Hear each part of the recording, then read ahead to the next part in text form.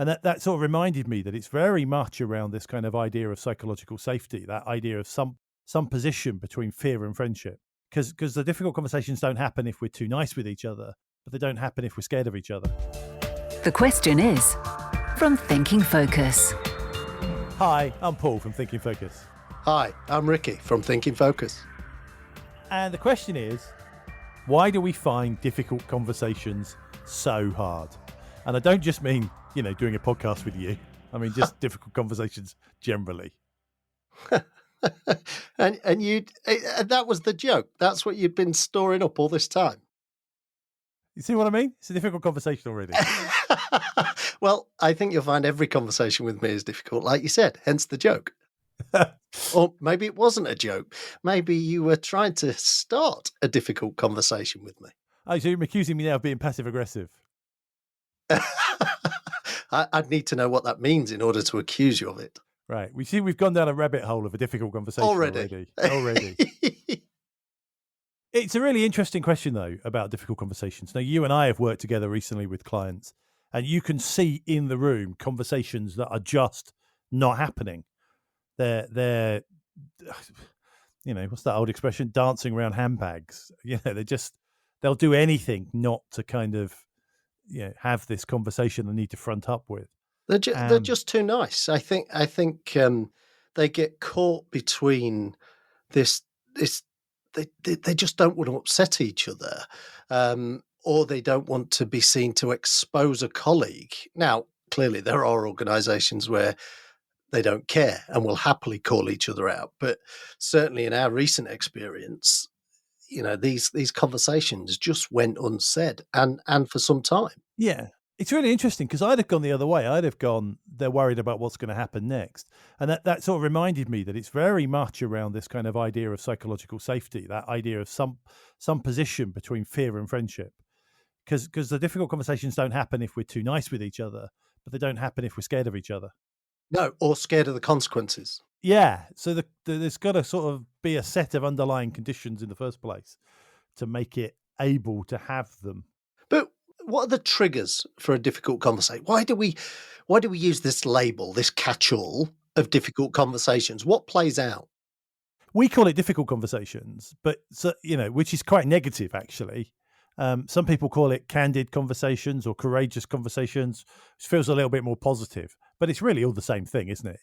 It's a series of conversations that, for whatever reason, we don't want to have. And I think sort of sitting behind it, there's three kind of sets of reasons. One is where the stakes are high, where, if I'm maybe salaries involved or promotions involved or my reputation's involved, and it could be on the line in this conversation. So getting it wrong. Or my job. Oh, yeah. I mean, that's the highest stake, isn't it, for a lot of people? And so where you've got that high stake situation going into that conversation, that makes you very emotive, I guess. It kind of means that you're going to almost be struggling not to have that conversation with the kind of system one part of your mind, with that more emotional, emotive, protective part of your mind. But we find ourselves in that space sometimes, don't we? Because, our job is with our clients is not to deliver what they want to hear. It's to hold the mirror up and show them what's happening. And sometimes that can have a potential consequence for us because they might not like the message that we deliver. Yes, I think that's true. And I think one of the reasons we can do that, and when I say we, I mean we as externals can do that. So I'm not going to try and pretend that we have, particular superpowers. I mean, we do, but this is not the place to talk about it. Is the emotional disconnection that you have as an external. Because I think if you're emotionally connected to it, and that could be anything from, strong endowment effects to biases to empires to all the kind of emotion that plays out in the workplace. If you've got that strong emotional connection to the conversation or one side of the argument, then it's a difficult conversation because you can't be rational and see both sides of it. And I think that, that's why sometimes clients will come to a coach or come to somebody like us to facilitate a difficult conversation, not because they don't, not because they're scared of it or they don't want to have it, but because it's just too raw to do it in-house. Yeah. And we can stand in the middle of it all I said to somebody the other day, they said we were in a coaching session, and they said, how can you do this? Is there a technique? And I went, no, it's just, and don't take this the wrong way. I don't care what the answer is. What I care about is helping you get to an answer, but I have no investment in any of the answers you should choose, and therefore I'm detached, and therefore it's not a difficult conversation for me. Yeah, we're not judging them. We're not judging the choice that they want to make. Yes, we'll help them to explore risks, implications, consequences of their action or their intended action. But we're not there to judge whether that's right or wrong. Yeah, That's their call. and I guess we'll talk about it in a second, but there's a kind of idea in the theory behind how to manage difficult conversations, which is, that you either you partake in a conversation or you manage a conversation, but it's really hard to do both. And I think because we have no investment or emotional investment in the conversation itself, moving to the manage the conversation position is so much easier. Whereas if you're in the thick of it, if you imagine that you're arguing with your boss about have I hit my sales target or not, and the nuances, or you're I'm going to pick a really raw one here. You're Harry Kane arguing whether that really is offside or not. It was offside, definitely offside. I mean, just tied by millimeters, just complete ridiculous. It's off. It's off. It's completely. See, it's exactly right. The second emotional connection comes into it, it changes the nature of the conversation, because it's hard not to partake in the conversation, and therefore you can't step outside it and go, "This isn't working. Let's change tact. Let's slow everything down. Let's hear from different perspectives." All the things that we would do if we were coaching or facilitating a group. Sure. And I think the other third bit is where you have different opinions. So very rarely do people have difficult conversations about things that are black and white, things that are yes or no, right or wrong, because actually it's easy to get everybody onto one side of the equation. The difficult conversations come up because most of the things we talk about in business, there is no right answer. Well, and that's often from perspective.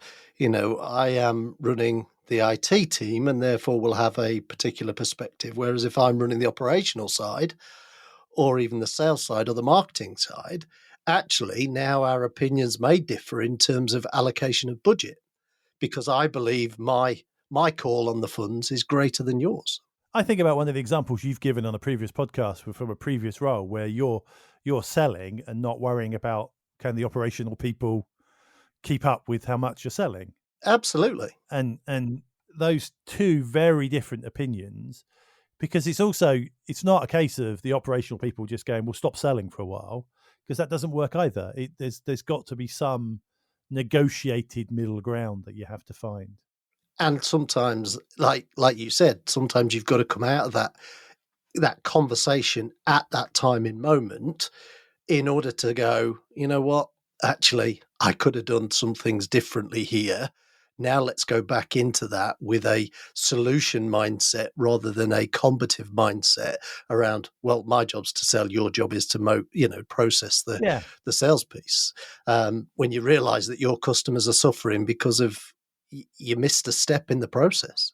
And that's why I think it's really interesting when we work with teams where they can see, and again, I'm thinking of a particular situation you and I have come across recently without sort of naming the people or the customer, but you could see two people not having a difficult conversation or kind of dancing around it.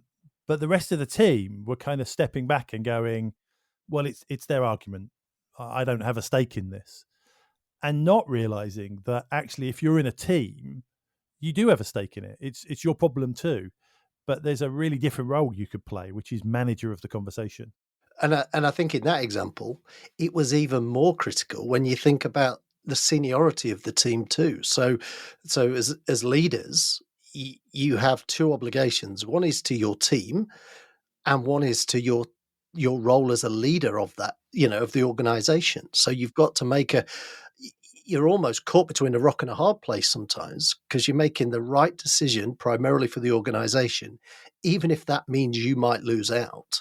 And I think being able to step in as a leader and almost arbitrate in terms of two different perspectives, even if it, as you described, to manage the conversation, to say, well, let's look at the facts then in this situation. Let's look at what it's costing us. Even just to go, all right, well, let's just make sure every party gets their point of view on the table. Let's get both arguments clearly understood. Let's create a shared pool of understanding, a connection between us where we're all on the same page before we even try and make decisions, which is really hard to do when you're entrenched and you've got emotional state and you've got to get your point of view across. I mean, you and I, we do this for a living. We're very good, saying so myself, sort of thing. Well, you are actually quite when good, but don't let anybody when listen to that bit. yeah, thanks. Oh no, I've gone red now. But you and I have had hung dinner conversations in the past where we get entrenched, and we know all the theory, we know all the techniques, we know all the strategies, but the second the emotional bit kicks in, the second that you're not quite seeing it for what it is, it's almost impossible. I mean, I have great respect, and I've occasionally meet people who can do this, who can go from that emotional state to really rational and move the conversation forward. But most human beings can't do that. No, because it's about the emotional kicking in, isn't it? And Yeah, one of the things whenever we have had humdingers as you described them, we've in the main. I'm not saying every time because clearly we're human beings despite our superpowers, but um, we kind of adopted unintentionally or unwittingly, I should say, with the Adam Grant model of argue as if you're right, but listen like you might be wrong. yeah. And I think that between us when I think about the arguments and discussions that we've had, more often than not, we've come out in a better place, both together, but also in terms of a solution because of it. Yeah, I think so. And I think the other thing that we've been able to do is give each other time. And I think if it is just the two of you, that's the trick. It's when it gets too heavy, take a break, give yourself some time, calm down, bring it back, remember why you're there. And that, I think, is a really kind of key trick that we use a lot with groups, which is, again, comes from the sort of theory behind how you hold these difficult conversations, which is just find the point when you're in violent agreement. Because the reality is, if you're having a conversation with anybody, there's got to be a reason why you're having it. There's got to be something you agree on. I mean, you take that sales operations ones you had, operations are trying to deliver the best service to the customer. Sales are trying to grow the business. But the reality is you are connected on the point of we'd like our company to do well. Yes, absolutely. And I think that's the bit sometimes we miss is we get so hung up on the detail of the argument that actually we need to raise it up a level, maybe a couple of levels, in order to go, Yeah. why are we here? What are we trying to achieve? We might disagree on how we get there, and that's okay. But let's fundamentally agree that we're both trying to, in that example that you've just described, improve the business, grow the business. We're trying to have a better tomorrow than we had today. And therefore, actually, let's think about what do we know to be true in all of this versus what is our opinion or assumptions that we're basing this on. Yeah, and even if there are assumptions, let's put them on the table and go, these are Yeah, assumptions. I'm not saying they're true. I'm saying I'm assuming A, B, and C, because it allows other parties in the conversation to go, yeah, I'm assuming that too, or yeah, A's fine, B, what are you talking about? It's clearly not that, it's this. but I think that comes back to the shared pool of meaning, shared pool of understanding that you talk about. That Yeah, when we know what's in the mix, we can then have a more objective conversation. Whereas if I feel like you're holding something back or withholding information because you know that actually that's a landmine that could upset all of this, and move it out of my position into your position in terms of advantage, then I might just keep that to myself. And that's not the way to move this forward because that's a difficult conversation that's waiting to happen later on and probably a little bit more on an escalation level as well. so just to clear this up, because we've also talked about a couple of steps here, and these are really important steps. And if you've got to have a difficult conversation, and particularly if you've got to do it and it's a one-to-one, it can't have other people in the room because some difficult conversations are always going to be one-to-one. Some of them are team member to team member, and sometimes they are better to have those in an open forum to allow other people to help manage the conversation. But if you've got to do it on your own, two steps here. First is find the point of commonality where you agree. So if you imagine you're talking to a team member whose performance isn't very good, Don't start with the performance. Start with the fact that what you want and what they want is to be good at their job. You want team members who are delivering, they want to deliver. That's the point of commonality. That's why you're having the conversation. Because then it doesn't feel like the conversation's there to screw them over and they're not going to get as defensive. So that's got to be step one. Step two, as you just described it, is to get on the same page, to make sure you understand and they understand. And that's where you have to start listening. Because, if you think it's a difficult conversation, you have to accept there's some emotion on your side. Otherwise, you wouldn't think it was difficult, which means you're probably not in a great listening space. You're definitely not seeing it for all it is. No, absolutely. And I would absolutely agree with that. I think, we often get drawn into this, though, from one of two perspectives, don't we? We either are seeking to protect the task that we're trying to get done, i.e. the goal, or actually we seek to protect the relationship, don't we? Yeah, and a lot of that is based on, that task relationship thing. It that comes up in cultural psychology. So where you grew up is going to have an influence on that. It comes up in personality psychology. So your personalities can have an influence in that. Some people are very all about the task, and some people are very all about the person. The challenge, I think, in a difficult conversation is that if you pick one of those, you lose. The conversation has to be about both. You have to have an intent that says, I'm going to have this difficult conversation with my team member, my employee, my customer, my boss, whoever it is, and I'm going to achieve the outcome that we need to achieve for the higher purpose, not what I want, but what's right for the higher purpose. And I'm going to maintain and protect the relationship. And if I can, grow the relationship. That's really interesting, because I spent some time with the HR director recently, and we were talking about the impact of team leaders not having conversations early enough in their teams with their people. And she tracked three particular examples where, had the team leader intervened sooner, it would have saved them £100,000. Wow. I mean, can you imagine? I mean, that the impact of not managing task and relationship, focused very much on getting it done, getting the goal achieved, getting it over the line at the expense of the relationship. When somebody needed feedback, somebody needed some guidance, wasn't forthcoming, and that person, there were three similar examples, but one in particular was left out to dry because their manager didn't intervene when they needed to. £100,000. And the thing I find about that is the longer that manager's waited, the more emotional connection they have to not having that conversation. Because if I need to give you some feedback today, that's tricky. If I wait a week, that's a little bit more complicated because maybe I should have done it a week ago. But now I've allowed this thing to go on for 6 months for whatever reason. And often you see people do this, managers do this for really good reason. Oh, I know they're having a hard time, or it was a difficult customer situation, or, we'll create some narrative that says why today is not the day to have that conversation. But actually what that's doing is making it harder and harder and harder for you to have that conversation in the future. And worse, you're condoning the behavior. Oh, yeah. You're saying it's okay because you're not challenging that behavior. So you're saying that's acceptable. So I think when we talk to people, when we're working with people and they talk about, difficult conversations, you go, yeah, there are skills. There's some theory, there's some research, there's some really good books on it. There's 2 or 3 really amazing books on difficult conversations, candid conversations, how to have the conversations that don't normally happen.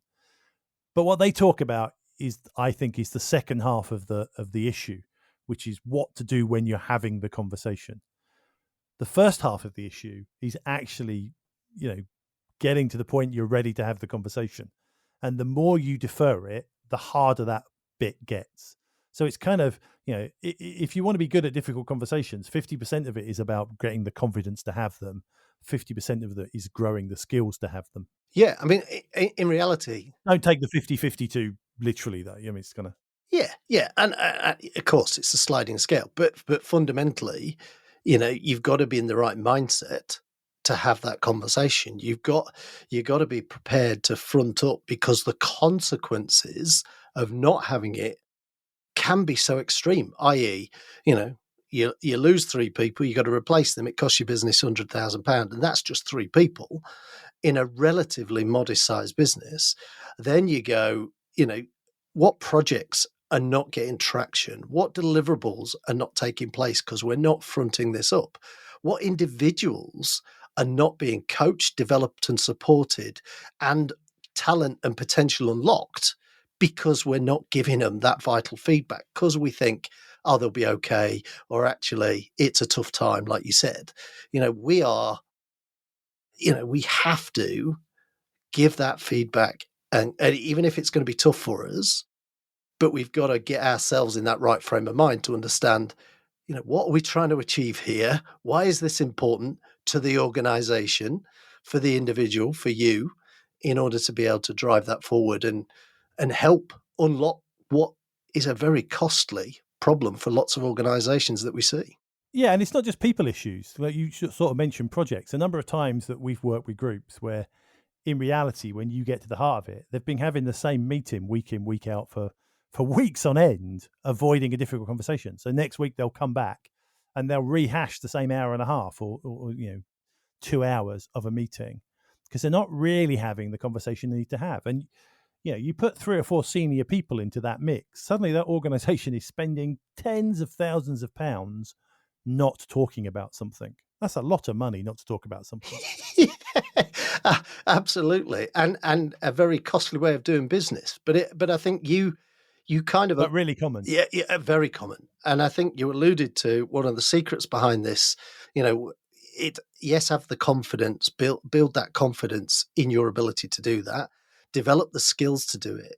But actually, you make your lives a lot easier if you can create this psychological safety in your organization, where people can be vulnerable, where actually we're together, we're looking to find a collective shared way of moving the needle forward for our business, not your department or my department, our business. And I think if you take that original thing of, difficult conversations are 50% confidence, 50% skill, again, made up numbers, but I went with 50-50 because I know they add up to 100. But, the confidence bit is much easier to do when you know that the organization is safe, when you know that I can say this thing I need to say without getting my head bitten off or it having severe consequences. That doesn't mean even in the most safe organizations, it doesn't mean all conversations aren't going to be difficult, because, at some point, particularly if you're a manager, you're going to have a conversation with somebody sooner or later about their performance, about their role, about change that's coming, about things they're probably not going to want to hear. But if you're in a safe organization and people understand that you're doing it with the right intent, that makes it a bit easier. Doesn't make it simple, but it just takes the pressure off. If you're in an unsafe organization, the real risk is you start imagining how that conversation is going to play out. And our imaginations are incredible. You're going to come up with all sorts of weird, well, we go in the room, I'm going to talk. The next thing you know, they're picking up chairs, they're throwing things, they're screaming, they're shouting. And all of this stuff will play out in your head, most of which very rarely happens. I mean, difficult conversations getting, out of control is actually quite rare, because, we're grown-ups, and actually you have the right to go, this isn't working right now, let's just stop and come back to it, which again is a strategy in its own right. Absolutely. And I think, you know, for me, when I think back to some of the big conversations I've had to have in the past, they're never as bad as you think. Um, once you open your mouth and make the first statement, in terms of why you're here and what you're trying to achieve, it all kind of slots into place. Yes, you might, get some reaction, but it is never, in my experience, as extreme as how you described. Um, and I think, half the time, people want the feedback. People want to know what's going on, because it's the uncertainty, it's the ambiguity that causes people to fret and worry the most, and that in itself affects performance. Yeah, yeah. And so what we're really getting to here is that difficult conversations, while challenging, when the stakes are high, emotions are involved, where there's lots of different opinions, while they're challenging, it's absolutely essential as leaders we're prepared to have them. It's almost like the key skill where we can go in and have these really candid, open conversations with people, give them the feedback they need, but in a way that's respectful, in a way that helps them, get to where we need them to be. These aren't skills to win an argument; they're skills to move people together, to enable everybody to be aligned around a common purpose, to do the things that are needed. And so I think, just going back, just to round this off, if you want to have a difficult conversation, the three things I think you should take away from this conversation are these. One is, you've got to find that point where you're aligned on purpose. You've got to find a point where you and that other person violently agree, because that creates a place of safety. That creates the point you can go back to when things are going wrong. If you're with again, I use the example of a team member. If you're with a team member, somebody who works for you, you can always take the conversation back to, look, I just want you to do well. I want you to succeed at the role. I want you to do great work, because when you succeed, I succeed. That's a really safe space. It's hard to get upset in that space. So that's step one. Step two, you've got to get on the same page. You've got to test all your assumptions, and, because when emotions evolved, when you're in a difficult place as well as them, the reality is you might be imagining stuff that could potentially not be true. And that's where you have to listen as if you might be wrong. And then the third, and I think the most crucial step, is when you're in that conversation, particularly if it's one-to-one, you have to be prepared to stop the conversation and manage the conversation. If it's going wrong, keeping going isn't going to make it better. No, absolutely. Next time on The Question Is. And this is the 100th episode of The Question Is. To find out how Thinking Focus can unlock the potential within your organisation, go to www.thinkingfocus.com, where you'll discover more about the work we do, helping our clients increase productivity and enable change.